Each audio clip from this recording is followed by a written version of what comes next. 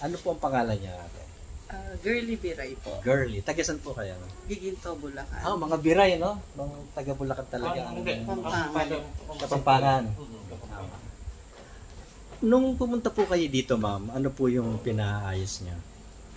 Yung tuhod ko po namamaga, tsaka hindi ko siya mailakad. Masakit. Masakit po talaga, hindi ko siya Saka hirap mailakad. kayo tumayo, ano? Hirap akong tumayo. Pag nakaupo ko. Kasi medyo malaki si ma'am, eh. Pagka po tumayo, talagang hirap.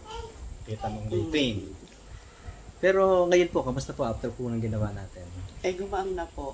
Nakakatayo na po ako ng maayos. Yung paa niyo, masakit pa? Hindi na po. Yung baga, nawala, ano? Nawala yung maga. Ayun o. So, nakakatayo na kayo ng hindi masakit?